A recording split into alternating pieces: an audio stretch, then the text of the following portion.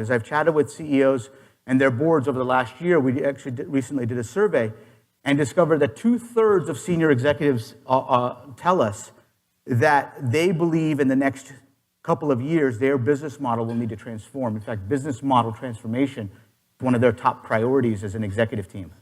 Changing the way in which they do business, right? Thinking about how we interface with the marketplace, not just the way in which we interact with customers, but how we interact with each other in the supply chain and so forth.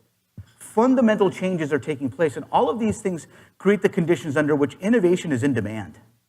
Innovation is the word that people use to say, that's what I want, that's what I need, that's what I must have. Well, here's some direct statistics about the way in which a strong innovation climate impacts workers, you and I. Companies that had a strong innovation climate had a 31% higher level of worker engagement. Companies that had a strong innovation climate had a 49% higher level of organizational commitment.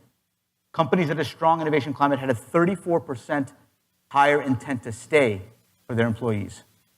What is an innovation climate? And there's 6 components, and the first one you're going to laugh at because I just spent the last 5 minutes telling you the distinction between culture and climate, and the innovation climate is we have a strong innovation culture. And it's because we don't understand the difference between culture and climate. And when we deployed a survey to almost 100 different organizations around the world, we've surveyed north of 500 plus R&D leaders to talk about innovation and R&D. And we asked them these questions to rate their company on a scale of 1 to 7 of how strong or weak they thought these elements were. We had to say innovation culture because that's just common parlance. Remember, it's a monster noun. No one knows what it means. But do we have quality ideas? Do we deliver innovative products and services? Do we retain the most innovative people? Do we continually innovate? And can we deliver innovations to the marketplace? And so we wanted to understand, okay, if this is an innovation climate, we've defined it, what can we do about it? How do we strengthen it? How do we go essentially from the bottom to the top?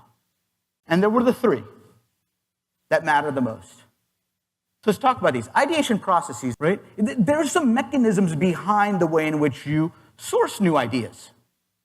How do we think about new things? There's a system in place. There's a method or mechanism in place to collect those new ideas and then to evaluate them.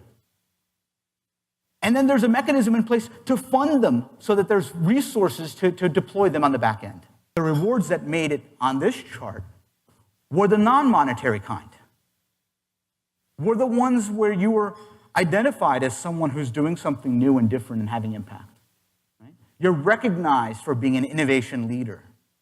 The team that you work on, the group that you work in, the division that you work with, those things are seen as a place where innovation occurs. Going back to the earlier slides where we talked about engagement and intent to stay, we all want to work in a place that feels like it's doing something big, that's doing something bold, that's doing something new, that's doing something impactful. Senior leader behavior, however, was the one that had a disproportionately high impact on innovation climate. 2 times more powerful than any of the other ones.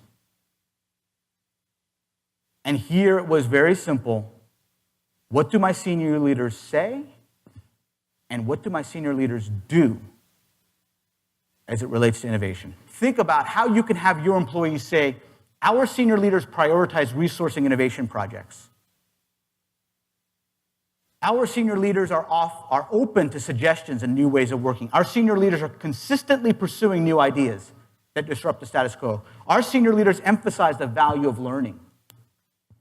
Our senior leaders consistently communicate the importance of innovation. So look in the mirror, and what are we doing about these activities? What are we doing about shaping our innovation climate?